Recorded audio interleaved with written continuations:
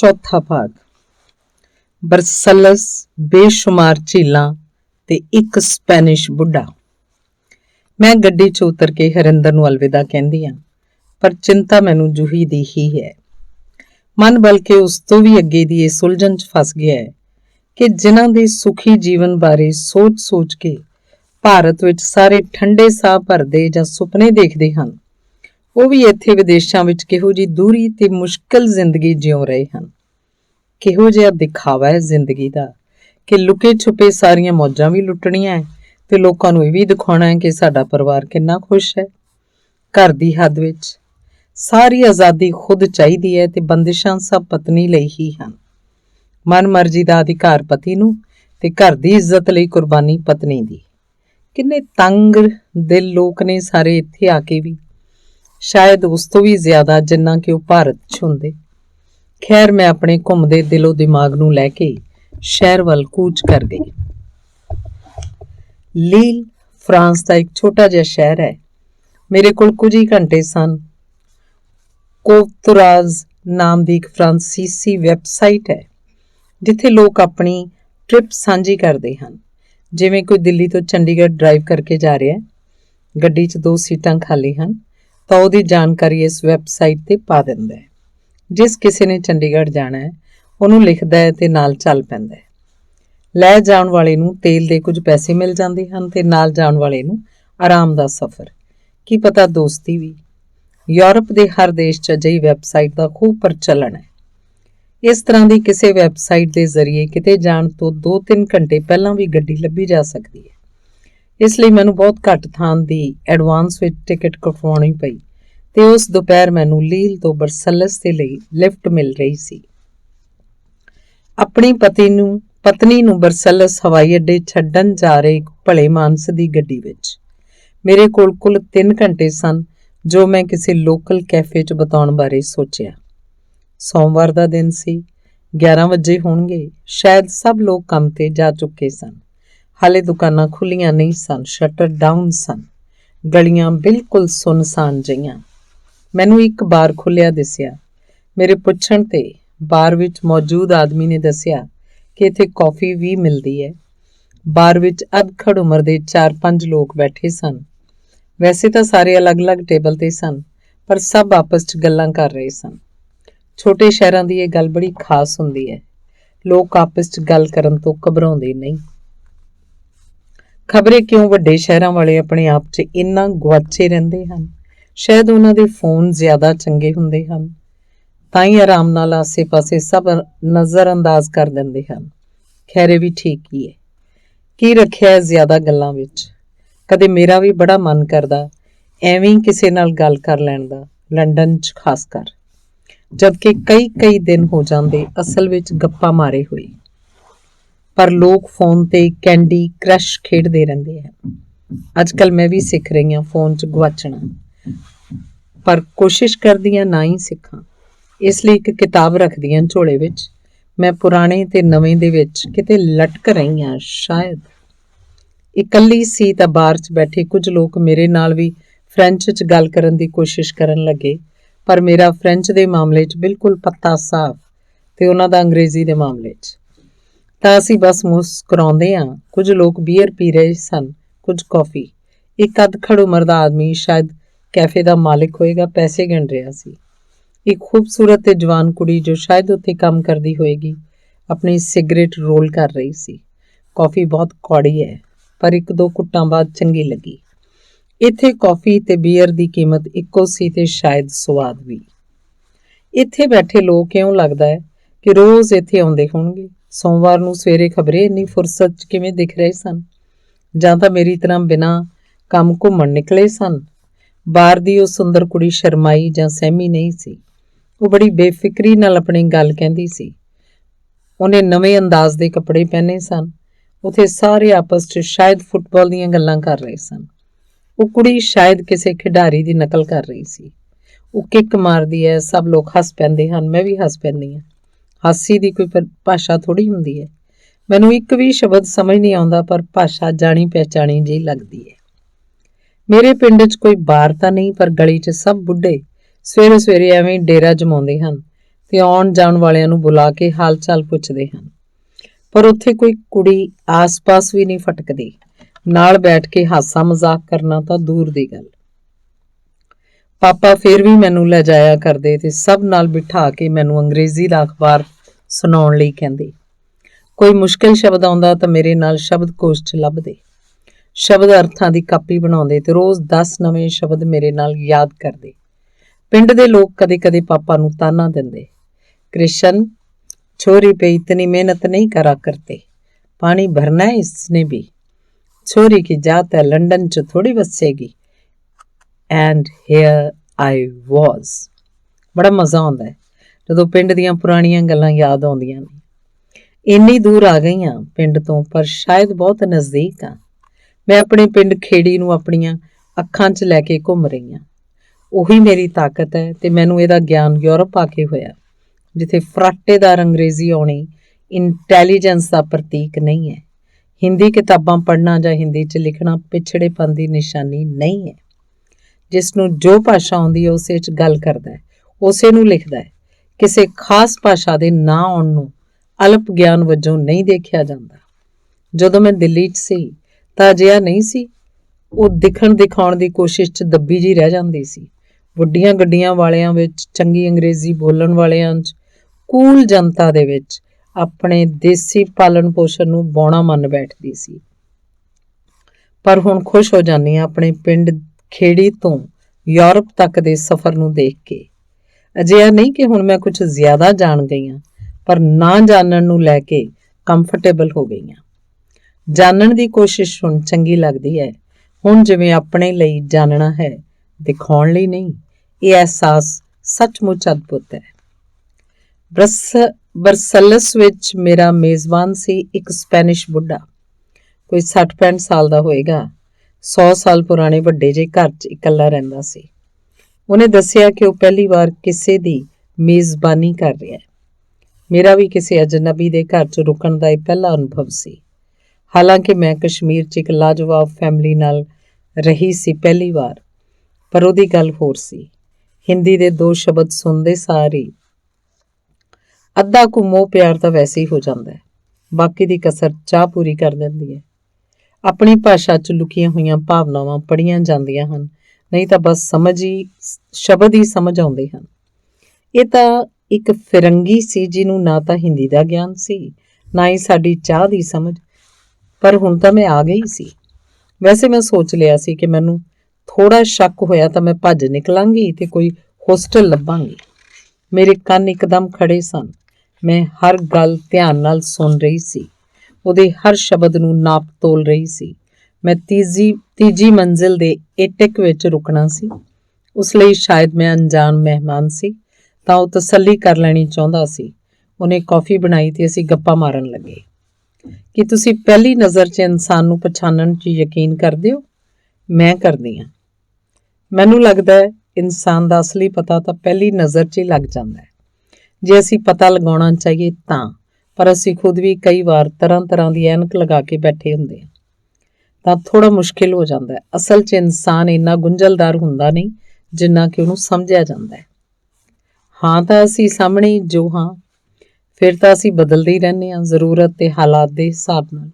ਇੱਕ ਹੋਰ ਚੀਜ਼ 'ਚ ਮੇਰਾ ਵਿਸ਼ਵਾਸ ਪੱਕਾ ਹੋਇਆ ਇਸ ਸਫ਼ਰ ਦੇ ਦੌਰਾਨ, ਉਹ ਹੈ ਤੁਸੀਂ ਚੰਗੇ ਤਾਂ ਜੱਗ ਚੰਗਾ। ਤੁਸੀਂ ਜਦੋਂ ਕਿਸੇ ਦੇ ਸਾਹਮਣੇ ਸਾਫ਼ ਹੁੰਦੇ ਹੋ, ਬਿਨਾਂ ਕਿਸੇ ਹਿਸਾਬ ਕਿਤਾਬ ਦੇ ਹੁੰਦੇ ਹੋ, ਲੈਣ ਦੇਣ ਤੋਂ ਪਰੇ ਹੁੰਦੇ ਹੋ, ਤਾਂ ਸਾਹਮਣੇ ਵਾਲੇ ਕੋਲ ਕੋਈ ਚਾਰਾ ਨਹੀਂ ਹੁੰਦਾ ਸਾਫ਼ ਹੋਣ ਤੋਂ ਬਿਨਾਂ। ਜਦੋਂ ਵੀ ਮੈਂ ਸਾਹਮਣੇ ਵਾਲੇ ਨਾਲ ਸ਼ੱਕ ਦੀ ਨਜ਼ਰ ਨਾਲ ਪੇਸ਼ ਆਈ ਹਾਂ, ਸਾਹਮਣੇ ਵਾਲਾ ਸਾਫ਼ ਵੀ ਹੋਵੇ ਤਾਂ ਵੀ ਉਲਝ ਜਾਂਦਾ ਹੈ। ਮੇਰੀ ਜ਼ਿੰਦਗੀ 'ਚ ਇੱਕ ਹੀ ਸਬੰਧ ਅਜਿਹਾ ਸੀ ਜਿਸ ਉੱਪਰ ਮੈਨੂੰ ਮਾਣ ਨਹੀਂ ਹੈ, ਜਿਹਨੇ ਮੈਨੂੰ ਅੰਦਰੋਂ ਖੋਖਲਾ ਕਰ ਦਿੱਤਾ ਸੀ ਤੇ ਉਹਦਾ ਅੰਤ ਵੀ ਗਾਲੀ ਗਲੋਚ ਨਾਲ ਹੋਇਆ। ਉਸ ਨੂੰ ਯਾਦ ਕਰਦੀਆਂ ਤਾਂ ਯਾਦ ਆਉਂਦਾ ਹੈ ਕਿ ਉਹਦੀ ਬੁਨਿਆਦ ਵਿੱਚ ਹੀ ਧੋਖਾ ਸੀ। ਉਹਦੇ ਪਸੰਦ ਦਾ ਹੋਣ ਲਈ 1000 ਧੋਖੇ ਕੀਤੇ ਤੇ ਖੁਦ ਹੀ ਉਹਨਾਂ 'ਚ ਉਲਝਦੀ ਚਲੀ ਗਈ। ਤੇ ਸਭ ਤੋਂ ਪਿਆਰੇ ਸਬੰਧ ਨੂੰ ਜਦੋਂ ਯਾਦ ਕਰਦੀਆਂ ਤਾਂ ਯਾਦ ਆਉਂਦਾ ਹੈ ਕਿ ਖੁਦ ਨੂੰ ਸਾਹਮਣੇ ਵਿਛਾ ਦਿੱਤਾ ਸੀ ਮੈਂ, ਕਿ ਮੈਂ ਇਹ ਹਾਂ ਦੋਸਤ, ਅੱਗੇ ਤੇਰੀ ਮਰਜ਼ੀ। ਸਮਝ ਨਹੀਂ ਆਉਂਦੀ ਤਾਂ ਹੁਣੇ ਅਲਵਿਦਾ ਕਹਿ ਦਿਓ। ਤੇ ਮੈਂ ਆਉਂਦੀ ਹਾਂ ਤਾਂ ਖੁਦ ਨੂੰ ਵੀ ਸਾਹਮਣੇ ਕਰ ਦੇਵੇ। ਤਾਂ ਅੱਜ ਤੱਕ ਸਹਿਜ ਹਾਂ ਤੇ ਨਾਲ ਹਾਂ। ਅਸੀਂ ਬਦਲਦੇ ਹਾਂ, ਲੋਕ ਬਦਲਦੇ ਹਨ, ਪਰ ਉਹ ਬਦਲਾਅ ਜਦੋਂ ਵੀ ਸਾਹਮਣੇ ਹੋਵੇ, ਸਾਫ਼ ਹੋਵੇ ਤਾਂ ਧੋਖਾ ਨਹੀਂ ਲੱਗਦਾ, ਫਰੇਬ ਨਹੀਂ ਲੱਗਦਾ। ਹੋਕਿਨ ਮੇਰਾ ਮੇਜ਼ਬਾਨ ਵੀ ਕੁਝ ਅਜਿਹਾ ਸਰਲ ਇਨਸਾਨ ਸੀ। ਹੋਕਿਨ ਸਪੇਨੀ ਹੈ, ਪਰ ਬਰਸਲਸ 'ਚ ਪਿਛਲੇ 20 ਸਾਲਾਂ ਤੋਂ ਰਹਿ ਰਿਹਾ ਹੈ। ਉਹ ਬਰਸਲਸ ਵਿੱਚ ਇੱਕ ਸਰਕਾਰੀ ਮੁਲਾਜ਼ਮ ਹੈ ਤੇ ਇੱਥੋਂ ਦਾ ਹੀ ਹੋ ਕੇ ਰਹਿ ਗਿਆ ਹੈ। ਬਰਸਲਸ ਇੱਕ ਛੋਟਾ ਸ਼ਹਿਰ ਹੈ ਤੇ ਜਿਨ੍ਹਾਂ ਨੂੰ ਸ਼ਾਂਤ ਜੀਵਨ ਪਸੰਦ ਹੈ ਉਹਨਾਂ ਲਈ ਪਰਫੈਕਟ ਹੈ। ਇੱਥੇ ਜੀਵਨ ਕਾਫੀ ਸਹਿਜ ਲੱਗਦਾ ਹੈ, ਖਾਲੀ ਖਾਲੀ ਸੜਕਾਂ, ਸਾਫ਼ ਹਵਾ ਤੇ ਕਦਮ ਕਦਮ ਤੇ ਪਾਰਕ। ਹੋਕਿਨ ਨੂੰ ਬਰਸਲਸ ਨਾਲ ਬੇਹੱਦ ਲਗਾਵ ਹੈ ਤੇ ਇੱਥੋਂ ਦੇ ਚੱਪੇ ਚੱਪੇ ਤੋਂ ਜਾਣੂ ਹੈ। ਗੱਲਾਂ ਗੱਲਾਂ 'ਚ ਪਤਾ ਲੱਗਿਆ ਕਿ ਸਮਾਂ ਮਿਲਣ ਤੇ ਉਹ ਪਾਰਟ ਟਾਈਮ ਟੂਰਿਸਟ ਗਾਈਡ ਵੀ ਹੈ। ਸ਼ਹਿਰ ਦੇ ਆਪਣੇ ਪਸੰਦੀਦਾ ਖੂੰਜੇ ਯਾਤਰੀਆਂ ਨੂੰ ਦਿਖਾਉਂਦਾ ਹੈ ਤੇ ਖੁਦ ਘੁੰਮਦਾ ਹੈ। ਹੋਕਿਨ ਇਕੱਲਾ ਹੈ, ਸ਼ਾਇਦ ਇਸ ਲਈ ਇੰਨਾ ਸਮਾਂ ਹੈ ਉਸ ਕੋਲ। ਮੈਨੂੰ ਉਹਦੀ ਲਾਈਫ ਸਟਾਈਲ 'ਚ ਇਕੱਲੇ ਹੋਣ ਦੇ ਦੁੱਖ ਦੀ ਝਲਕ ਨਹੀਂ ਦਿਖਾਈ ਪੈ ਰਹੀ। ਸੱਚ ਜਾਣੂ ਮੈਂ ਖੋਜ ਰਹੀ ਸੀ। ਸਾਨੂੰ ਤਾਂ ਆਦਤ ਹੀ ਨਹੀਂ ਹੈ ਇਹਨਾਂ ਲੋਕਾਂ ਨੂੰ ਇਕੱਲੇ ਦੇਖਣ ਦੀ। ਸਾਨੂੰ ਤਾਂ ਇਸ ਉਮਰ ਦੇ ਲੋਕਾਂ ਦੇ ਲਈ ਸਿਰਫ ਪਰਿਵਾਰਿਕ ਖੁਸ਼ੀਆਂ ਦਾ ਪਤਾ ਹੈ। ਕੀ ਕਰ ਸਕਦਾ ਇੱਕ ਬੁੱਢਾ ਇਕੱਲਾ ਆਦਮੀ ਪੋਤੇ ਪੋਤੀਆਂ ਨੂੰ ਪਾਰਕ 'ਚ ਲਿਜਾਉਣ ਤੋਂ ਬਿਨਾਂ? ਉਹਨਾਂ ਨੂੰ ਸਕੂਲ ਛੱਡ ਆਵੇ, ਲੈ ਆਵੇ, ਵਿਆਹ ਸ਼ਾਦੀ ਵਿੱਚ ਚੌਧਰੀ ਬਣ ਜਾਏ, ਹੋਰ ਕੀ ਹੁੰਦੀਆਂ ਨੇ ਇੱਕ ਬੁੱਢੇ ਆਦਮੀ ਦੀਆਂ ਖੁਸ਼ੀਆਂ। ਪਰ ਹੋਕਿਨ ਦੀ ਤਾਂ ਇੱਕ ਅਲੱਗ ਹੀ ਜ਼ਿੰਦਗੀ ਸੀ, ਇਕੱਲੇ ਦੀ ਦੁਨੀਆ। ਉਹ ਘਰ 'ਚ ਇਕੱਲਾ ਰਹਿੰਦਾ ਸੀ, ਪਰ ਉਹਦਾ ਘਰ ਇਕੱਲੇ ਮਰਦ ਦੇ ਘਰ ਜਿਹਾ ਕਬੂਤਰਖਾਨਾ ਨਹੀਂ ਸੀ, ਬੇਹੱਦ ਸਾਫ਼ ਸੁਥਰਾ ਸੀ, ਜਦੋਂ ਕਿ ਘਰ 'ਚ ਕੋਈ ਕੰਮ ਵਾਲੀ ਨਹੀਂ ਸੀ। ਉਹਦੇ ਘਰ ਦਾ ਇੱਕ ਇੱਕ ਖੂੰਜਾ ਸਜਾਇਆ ਹੋਇਆ ਸੀ। ਦਿਲ ਟੁੰਬਵੀਆਂ ਤਸਵੀਰਾਂ, ਅਲੱਗ-ਅਲੱਗ ਰੰਗਾਂ ਦੀਆਂ ਕੰਧਾਂ ਤੇ ਚੁਣ-ਚੁਣ ਕੇ ਖਰੀਦੇ ਤੇ ਸਲੀਕੇ ਨਾਲ ਲਗਾਏ ਹੋਏ ਫਰਨੀਚਰ ਉਹਦੇ ਘਰ ਦੀ ਬੇਸਮੈਂਟ 'ਚ ਪ੍ਰਦਰਸ਼ਿਤ ਸਨ। ਉਹਦੀਆਂ ਬਣਾਈਆਂ ਹੋਈਆਂ ਤਸਵੀਰਾਂ, ਵੱਡੇ-ਵੱਡੇ ਕੈਨਵਸ ਉੱਤੇ ਬਿਖਰੇ ਰੰਗ, ਉਹਨਾਂ ਉੱਤੇ ਬਣਾਈਆਂ ਆਕ੍ਰਿਤੀਆਂ, ਰੰਗ-ਬਰੰਗੀਆਂ ਧਾਰੀਆਂ। ਉਹਦੀ ਰਸੋਈ ਬਹੁਤ ਸਲੀਕੇ ਨਾਲ ਸਜੀ ਹੋਈ ਸੀ ਤੇ ਉਹ ਹਰ ਰੋਜ਼ ਆਪਣੇ ਲਈ ਵਧੀਆ ਖਾਣਾ ਬਣਾਉਂਦਾ ਸੀ। ਮਨ ਹੀ ਮਨ ਮੈਂ ਆਪਣੀ ਕਿਸਮਤ ਨੂੰ ਉਸ ਨਾਲ ਮਿਲਾਉਣ ਲਈ ਧੰਨਵਾਦ ਕਰ ਰਹੀ ਸੀ ਕਿ ਹੋਕਿਨ ਨੇ ਸ਼ਾਮ ਨੂੰ ਮੈਨੂੰ ਆਸੇ-ਪਾਸੇ ਦੀਆਂ ਗਲੀਆਂ ਦਿਖਾਉਣ ਦੀ ਪੇਸ਼ਕਸ਼ ਕੀਤੀ ਅਤੇ ਇਹ ਵੀ ਕਿ ਉਹਦੇ ਮਨਪਸੰਦ ਪੱਬ ਦੀ ਬੀਅਰ ਪੀ ਸਕਦੇ ਹਾਂ। ਬਰਸਲਸ ਦੀ ਬੀਅਰ ਪੂਰੀ ਦੁਨੀਆ 'ਚ ਮਸ਼ਹੂਰ ਹੈ, ਇਸ ਲਈ ਇਹਦੇ ਬਾਰੇ ਮੈਂ ਅੱਗੇ ਦੱਸਾਂਗੀ। ਖੈਰ, ਮੈਂ ਫਟਾਫਟ ਆਪਣਾ ਸਮਾਨ ਏਟਿਕ 'ਚ ਰੱਖਿਆ ਤੇ ਬੂਟ ਪਹਿਨ ਕੇ ਤਿਆਰ ਹੋ ਗਈ। ਲੋਕਲ ਲੋਕਾਂ ਦੇ ਨਾਲ ਰਹਿਣ ਦਾ ਇੱਕ ਹੋਰ ਫਾਇਦਾ ਹੁੰਦਾ ਹੈ, ਤੁਸੀਂ ਟੂਰਿਸਟ ਵਾਲੇ ਖੇਤਰ ਤੋਂ ਦੂਰ ਹੁੰਦੇ ਹੋ। ਜ਼ਿਆਦਾਤਰ ਹੋਟਲ ਟੂਰਿਸਟ ਵਾਲੀਆਂ ਥਾਵਾਂ ਤੇ ਹੁੰਦੇ ਹਨ ਤਾਂ ਤੁਸੀਂ ਸ਼ਹਿਰ ਦੇ ਇਹੋ ਜਿਹੇ ਖੂੰਜੇ ਨਹੀਂ ਦੇਖ ਪਾਉਂਦੇ ਜੋ ਗਾਈਡ ਬੁੱਕ ਤੇ ਨਹੀਂ ਹੁੰਦੇ। ਖਾਸ ਕਰ ਜਦੋਂ ਤੁਸੀਂ ਥੋੜ੍ਹੇ ਸਮੇਂ ਲਈ ਕਿਸੇ ਨਵੇਂ ਸ਼ਹਿਰ 'ਚ ਹੁੰਦੇ ਹੋ ਤਾਂ ਹੋਟਲ 'ਚ ਰਹਿ ਕੇ ਸਿਰਫ ਪੋਸਟ ਕਾਰਡ ਵਾਲਾ ਸ਼ਹਿਰ ਹੀ ਵੇਖ ਸਕਦੇ ਹੋ। ਸ਼ਹਿਰ ਦੀ ਆਤਮਾ ਲੁਕੀ ਰਹਿ ਜਾਂਦੀ ਹੈ। ਤੁਸੀਂ ਟੂਰਿਸਟ ਹੁੰਦੇ ਹੋ ਤਾਂ ਸ਼ਹਿਰ ਵੀ ਤੁਹਾਨੂੰ ਟੂਰਿਸਟ ਜਿਹਾ ਹੀ ਟਰੀਟ ਕਰਦਾ ਹੈ। ਉਹ ਤੁਹਾਡੇ ਤੋਂ ਪੈਸੇ ਵੀ ਜ਼ਿਆਦਾ ਲੈਂਦਾ ਹੈ ਤੇ ਘੁੰਮਣਾ ਵੀ ਔਖਾ ਲੱਗਦਾ ਹੈ। ਪਰ ਜੇ ਤੁਸੀਂ ਸ਼ਹਿਰ 'ਚ ਟੂਰਿਸਟ ਨਹੀਂ, ਦੋਸਤ ਵਾਂਗ ਰਹਿੰਦੇ ਹੋ ਤਾਂ ਤੁਸੀਂ ਬਿਨਾਂ ਪੈਸੇ ਦੇ ਦੁਨੀਆ ਘੁੰਮ ਸਕਦੇ ਹੋ। ਯਕੀਨ ਨਹੀਂ ਹੁੰਦਾ ਤੁਹਾਨੂੰ? ਕਰਕੇ ਦੇਖ ਲਓ, ਹੋ ਜਾਏਗਾ। ਹੋਕਿਨ ਦੇ ਘਰ ਦੇ ਆਸੇ-ਪਾਸੇ ਦੇ ਸਭ ਘਰ ਕਾਫੀ ਪੁਰਾਣੇ ਸਨ, ਜ਼ਿਆਦਾਤਰ 19ਵੀਂ ਸਦੀ ਦੇ ਸਨ। ਸਭ ਦੇ ਬਾਹਰ ਬਣਾਉਣ ਦਾ ਸਾਲ ਲਿਖਿਆ ਹੋਇਆ ਸੀ। ਬਾਹਰੋਂ ਸਭ ਘਰ ਇੱਕੋ ਜਿਹੇ ਦਿਖਦੇ ਸਨ, ਨਾਲ-ਨਾਲ ਲੱਗੇ ਹੋਏ, ਲੰਬੇ ਜਿਹੇ। ਸਭ ਦੇ ਸਾਹਮਣੇ ਸਿਰਫ ਇੱਕ ਹੀ ਦਰਵਾਜ਼ਾ ਸੀ। ਅੰਦਰ ਜਾ ਕੇ ਹੀ ਘਰ ਦਾ ਡਿਜ਼ਾਈਨ ਪਤਾ ਚੱਲ ਸਕਦਾ ਸੀ। ਬਾਹਰੀ ਦਿਖਾਵਾ ਦਿਖਾਈ ਨਹੀਂ ਦਿੰਦਾ ਸੀ ਇੱਥੋਂ ਦੇ ਘਰਾਂ 'ਚ। ਬਸ ਰੰਗਾਂ ਦਾ ਫਰਕ ਹੈ, ਕੋਈ ਫਿੱਕਾ ਜਾਮਣੀ, ਕੋਈ ਗੁਲਾਬੀ, ਕੋਈ ਹਰਾ, ਕੋਈ ਲਾਲ। ਸਭ ਅਲੱਗ-ਅਲੱਗ ਰੰਗਾਂ ਦੇ ਘਰ ਹਨ ਤੇ ਉਹਨਾਂ ਉੱਤੇ ਬਣੀ ਹੋਈ ਹੈ ਇੱਥੋਂ ਦੀ ਖਾਸ ਸਟੈਂਡ ਗਲਾਸ ਆਰਟ, ਸ਼ੀਸ਼ੇ ਦੀਆਂ ਖਿੜਕੀਆਂ ਤੇ ਪਾਣੀ ਜਿਹੇ ਰੰਗਾਂ ਦੀ ਚਿੱਤਰਕਾਰੀ। ਅਸੀਂ ਕੋਈ 10 ਮਿੰਟ ਤੁਰੇ ਹੋਵਾਂਗੇ, ਇੱਕ ਬਹੁਤ ਵੱਡਾ ਪਾਰਕ ਤੇ ਝੀਲ ਸਾਹਮਣੇ ਆ ਗਈ। ਇਹ ਸ਼ਹਿਰ ਜੋ ਨਦੀ ਵਿਚਕਾਰ ਨਹੀਂ ਹੈ, ਉਸ ਦੀ ਕਮੀ ਸ਼ਾਇਦ ਇਹ ਪਾਰਕ ਤੇ ਇਹ ਬੇਸ਼ੁਮਾਰ ਝੀਲਾਂ ਪੂਰਾ ਕਰਦੀਆਂ ਹਨ। 10 ਮਿੰਟ ਚੱਲੇ ਨਹੀਂ ਕਿ ਸਾਹਮਣੇ ਝੀਲ ਆ ਜਾਂਦੀ ਹੈ। ਤੁਰ ਫਿਰ ਕੇ ਘਰੇ ਆਉਣ ਤੱਕ ਮੈਂ ਕਾਫੀ ਹੱਦ ਤੱਕ ਨਿਸ਼ਚਿੰਤ ਹੋ ਗਈ ਸੀ। ਪੈਰਿਸ ਵਿੱਚ ਜੋ ਅਹਿਸਾਸ 5 ਦਿਨਾਂ ਤੱਕ ਨਹੀਂ ਹੋਇਆ ਸੀ, ਉਹ ਬਰਸਲਸ ਵਿੱਚ ਇੱਕ ਸ਼ਾਮ 'ਚ ਹੋ ਗਿਆ ਸੀ। ਮਨ ਵਿੱਚ ਇੱਥੇ ਵਸਣ ਦਾ ਭਾਵ ਆ ਗਿਆ ਸੀ। ਮੈਂ ਇੱਥੇ ਰਹਿਣਾ ਸੀ।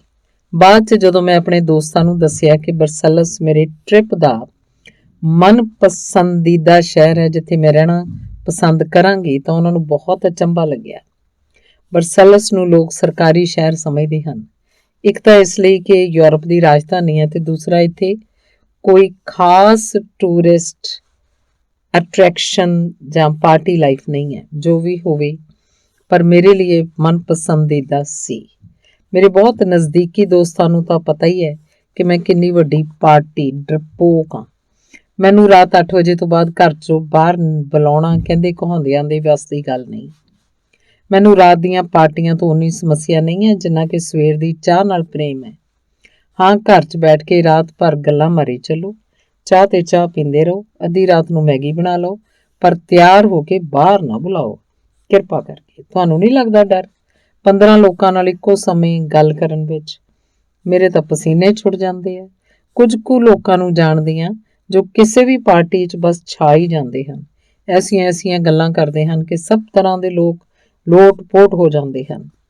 ਮੈਂ ਕਿੰਨੀ ਵੀ ਕੋਸ਼ਿਸ਼ ਕਰਾਂ ਮੇਰੇ ਮੂੰਹ 'ਚੋਂ ਸ਼ਬਦ ਹੀ ਨਹੀਂ ਨਿਕਲਦੇ। ਜੇ ਨਿਕਲਦੇ ਵੀ ਹਨ ਤਾਂ ਇੰਨੇ ਬੋਰਿੰਗ ਕਿ ਖੁਦ ਨੂੰ ਹੀ ਨੀਂਦ ਆ ਜਾਏ। ਤੇ ਸਭ ਤੋਂ ਮੁਸ਼ਕਿਲ ਉਦੋਂ ਲੱਗਦਾ ਹੈ ਜਦੋਂ ਇਹ ਸਭ ਅੰਗਰੇਜ਼ੀ ਗਾਣੇ ਵਜਾਉਣੇ ਸ਼ੁਰੂ ਕਰ ਦਿੰਦੇ ਹਨ। ਇੱਕ ਤੋਂ ਬਾਅਦ ਇੱਕ ਬੇਨਤੀ ਕਰਦੇ ਹਨ, ਫਿਰ ਇਕੱਠੇ ਗਾਉਂਦੇ ਹਨ। ਉਦੋਂ ਤਾਂ ਬਸ ਲੱਗਦਾ ਹੈ ਕਿ ਕਿਵੇਂ ਆਪਣੀ ਜਾਨ ਛੁਡਾਵਾਂ, ਕਿੱਥੇ ਕਿਹੜੀ ਖੱਡ 'ਚ ਡਿੱਗਾਂ। ਅੰਗਰੇਜ਼ੀ ਫਿਲਮਾਂ ਚੰਗੀ ਤਰ੍ਹਾਂ ਦੇਖ ਲੈਂਦੀਆਂ ਤੇ ਬਹੁਤ ਚੰਗੀਆਂ ਵੀ ਲੱਗਦੀਆਂ। ਹਿੰਦੀ ਸਿਨੇਮਾ ਵਿੱਚ ਵੈਸੇ ਵੀ ਚੰਗੀਆਂ ਫਿਲਮਾਂ ਦੀ ਕਮੀ ਹੈ, ਪਰ ਗਾਣੇ ਲੱਖ ਕੋਸ਼ਿਸ਼ ਕਰਕੇ ਵੀ ਇਹ ਅੰਗਰੇਜ਼ੀ ਟੇਸਟ ਡਿਵੈਲਪ ਨਹੀਂ ਕਰ ਸਕੀ। ਇੰਨੇ ਵਧੀਆ ਗਾਣੇ ਹਨ ਹਿੰਦੀ 'ਚ ਕਿ ਨਾ ਕੋਈ ਕਮੀ ਲੱਗਦੀ ਹੈ ਨਾ ਜ਼ਰੂਰਤ। ਕਾਲਜ 'ਚ ਕੁਝ ਯਾਦ ਕੀਤੇ ਸੀ ਅੰਗਰੇਜ਼ੀ ਗਾਣੇ ਕਾਪੀ 'ਤੇ ਲਿਖ ਕੇ। ਹੁਣ ਇੰਨੀ ਮਿਹਨਤ ਕਰਨ ਨੂੰ ਮਨ ਨਹੀਂ ਕਰਦਾ ਤਾਂ ਮੈਂ ਕਹਿੰਦੀ ਹਾਂ ਆਈ ਐਮ ਮਾਰਨਿੰਗ ਪਰਸਨ। ਖੈਰ, ਹੋਕਨ ਦੀ ਮਨਪਸੰਦ ਬਾਰ ਤਾਂ ਬੰਦ ਸੀ, ਪਰ ਵਾਕ ਦਾ ਟਾਕ ਬਹੁਤ ਚੰਗੀ ਰਹੀ।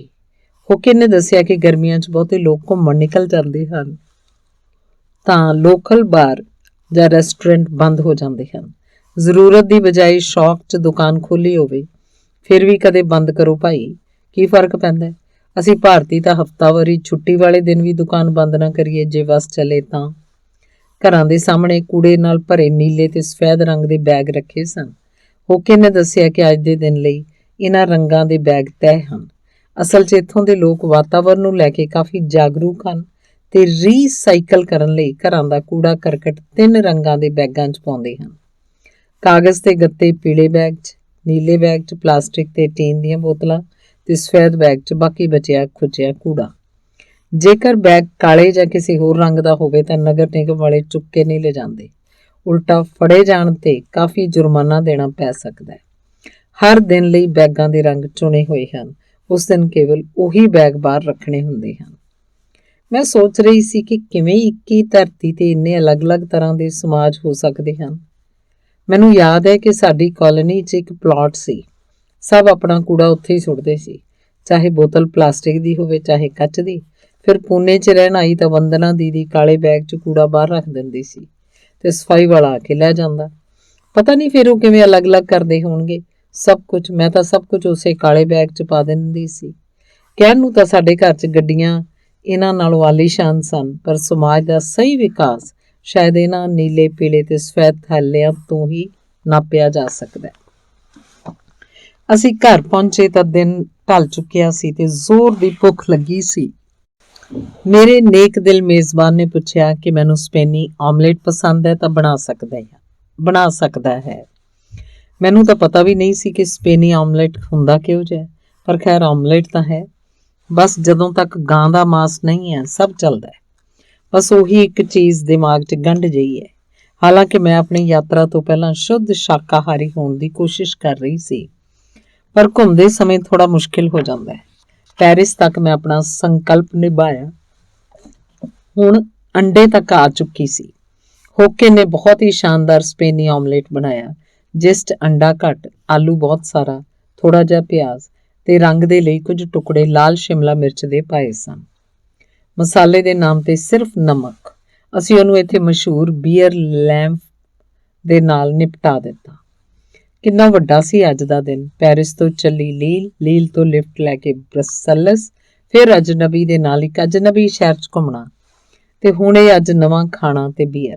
ਇਸ ਤੋਂ ਅੱਗੇ ਅੱਜ ਦੀ ਓਪਰੀ ਰਾਤ। ਕੁਝ ਕੁ ਦਿਨ ਹੁੰਦੇ ਹਨ ਸ਼ਾਇਦ ਜ਼ਿੰਦਗੀ ਵਿੱਚ ਜਦੋਂ ਅਸੀਂ ਜ਼ਿੰਦਗੀ ਦਾ ਵੱਡਾ ਹਿੱਸਾ ਜੀ ਲੈਂਦੇ ਹਾਂ, ਤੇ ਕੁਝ ਕੁ ਮਹੀਨੇ ਇਉਂ ਵੀ ਟੱਪਦੇ ਹਨ ਜਿਵੇਂ ਕਿ ਉੱਥੇ ਦੇ ਉੱਥੇ। ਇਕੱਲੇ ਦੁਨੀਆ 'ਚ ਘੁੰਮਣ ਦਾ ਅਲੱਗ ਹੀ ਮਜ਼ਾ ਹੈ। ਤੁਸੀਂ ਇੰਨੀ ਸਾਰੀ ਜ਼ਿੰਦਗੀ ਇੰਨੀ ਰਫ਼ਤਾਰ ਨਾਲ ਜੀ ਲੈਂਦੇ ਹੋ, ਕੋਈ ਕਮਿਟਮੈਂਟ ਨਹੀਂ ਹੁੰਦੀ ਤਾਂ ਕੁਝ ਵੀ ਕਰ ਲੈਂਦੇ ਹੋ। ਕਈ ਵਾਰ ਬਹੁਤ ਕੁਝ ਕਰ ਲੈਂਦੇ ਹੋ, ਫਲਾਈਟ ਤੋਂ ਉਤਰ ਕੇ ਟੈਕਸੀ 'ਚ ਹੋਟਲ ਜਾਣਾ, ਫਿਰ ਗਰੁੱਪ ਸਾਈਟ ਦੀ ਸੀਇੰਗ ਕਰਨ ਤੋਂ ਬਹੁਤ ਜ਼ਿਆਦਾ। ਹੁਣ ਮੈਂ ਬੇਹੱਦ ਥੱਕ ਚੁੱਕੀ ਸੀ ਤੇ ਛੇਤੀ ਤੋਂ ਛੇਤੀ ਆਪਣੇ ਬਿਸਤਰ 'ਚ ਗੋਲ ਹੋ ਜਾਣਾ ਚਾਹੁੰਦੀ ਸੀ। ਸੋ ਮੈਂ ਹੌਕਿਨ ਨੂੰ ਅਲਵਿਦਾ ਕਿਹਾ ਤੇ ਏਟਿਕ ਤੇ ਪਹੁੰਚ ਗਈ। ਮੈਂ ਜਲਦੀ ਕੁੰਡੀ ਲਗਾ ਕੇ ਸੌਂ ਜਾਣਾ ਚਾਹੁੰਦੀ ਸੀ, ਪਰ ਫਿਰ ਸਵੇਰੇ ਨਵਾਂ ਦਿਨ ਹੁੰਦਾ। ਮੇਰਾ ਭਰੋਸਾ ਆਪਣੇ ਮੇਜ਼ਬਾਨ ਉੱਤੇ ਖੁਦ ਤੇ ਮਜ਼ਬੂਤ ਹੁੰਦਾ, ਪਰ ਇਹ ਕੀ, ਦਰਵਾਜ਼ੇ ਤੇ ਤਾਂ ਕੁੰਡੀ ਨਹੀਂ। ਹੁਣ ਕੀ ਇੱਦਾਂ ਕਿੱਦਾਂ ਸੌਵਾਂ? ਘਰ ਦੇ ਸਭ ਤੋਂ ਉੱਪਰ ਵਾਲੇ ਹਿੱਸੇ 'ਚ, ਜਿੱਥੇ ਖਿੜਕੀ ਵੀ ਕੰਧ ਵਿੱਚ ਨਾ ਹੋ ਕੇ ਛੱਤ ਵਿੱਚ ਹੈ, ਇੱਥੋਂ ਤਾਂ ਕਿਸੇ ਦੀ ਆਵਾਜ਼ ਵੀ ਨਹੀਂ ਸੁਣੇਗੀ। ਫੋਨ ਦਾ ਸਿਗਨਲ ਵੀ ਘੱਟ ਹੀ ਆ ਰਿਹਾ। ਸਭ ਅੰਗਰੇਜ਼ੀ ਥ੍ਰਿਲਰ ਯਾਦ ਆਉਣ ਲੱਗੇ। ਖੁਦ ਨੂੰ ਸਮਝਾਉਂਦੀ ਹਾਂ ਕਿ ਕੋਈ ਗੱਲ ਨਹੀਂ, ਜ਼ਿਆਦਾ ਤੋਂ ਜ਼ਿਆਦਾ ਕੀ ਹੋਏਗਾ, ਮੌਤ ਤੋਂ ਜ਼ਿਆਦਾ। ਫਿਰ ਇੱਕ ਵਾਰ ਮਰੇ ਜਾਂ ਬਾਰ-ਬਾਰ ਮਰੇ, ਉਸ ਤੋਂ ਬਾਅਦ ਥੋੜ੍ਹਾ ਪਤਾ ਚੱਲਦਾ। ਘੱਟ ਤੋਂ ਘੱਟ ਘੁੰਮਦੇ ਹੋਏ ਤਾਂ ਮਰਾਂਗੀ, ਪਰ ਕਿਤੇ ਟੌਰਚਰ ਹੋਇਆ ਤਾਂ ਅੰਗਰੇਜ਼ੀ ਫਿਲਮਾਂ 'ਚ ਜਿਵੇਂ ਹੁੰਦਾ। ਮੈਂ ਹੁਣ ਸੋਚ ਕੇ ਹਿੱਲ ਗਈ। ਹੁਣ ਕੀ ਕਰਾਂ? ਭਿਆਨਕ ਤੋਂ ਭਿਆਨਕ ਖਿਆਲ ਦਿਮਾਗ 'ਚ ਚੱਕਰ ਕੱਟਣ ਲੱਗੇ। ਹੇਠੋਂ ਕੋਈ ਆਵਾਜ਼ ਨਹੀਂ ਆ ਰਹੀ ਸੀ। ਇੰਨੀ ਜਲਦੀ ਇੰਨੀ ਚੁੱਪ ਕਿਵੇਂ ਪਸਰ ਗਈ? ਕਿਤੇ ਉਹ ਸੌਣ ਦਾ ਨਾਟਕ ਤਾਂ ਨਹੀਂ ਕਰ ਰਿਹਾ? ਕਿਤੇ ਉਹ ਮੇਰੇ ਦਰਵਾਜ਼ੇ ਦੇ ਬਾਹਰ ਤਾਂ ਨਹੀਂ ਖੜਾ? ਕਿਤੇ ਉਹ ਮੇਰੇ ਸੌਣ ਦਾ ਇੰਤਜ਼ਾਰ ਤਾਂ ਨਹੀਂ ਕਰ ਰਿਹਾ? ਹੁਣ ਤਾਂ ਪਸੀਨੇ ਆ ਗਏ। ਸ਼ਾਮ ਤੱਕ ਜੋ ਇਨਸਾਨ ਇੰਨਾ ਨੇਕ ਦਿਲ ਤੇ ਦਿਆਲੂ ਲੱਗ ਰਿਹਾ ਸੀ, ਉਹੀ ਹੁਣ ਡਰਾਵਣਾ ਲੱਗ ਰਿਹਾ ਸੀ। ਕੀ ਅਜੀਬ ਨਮੂਨਾ ਹੁੰਦਾ ਸਾਡਾ ਦਿਮਾਗ ਵੀ, ਕਿਤੇ ਦਾ ਕਿਤੇ ਭੱਜਦਾ ਨੱਠਦਾ ਰਹਿੰਦਾ ਹੈ।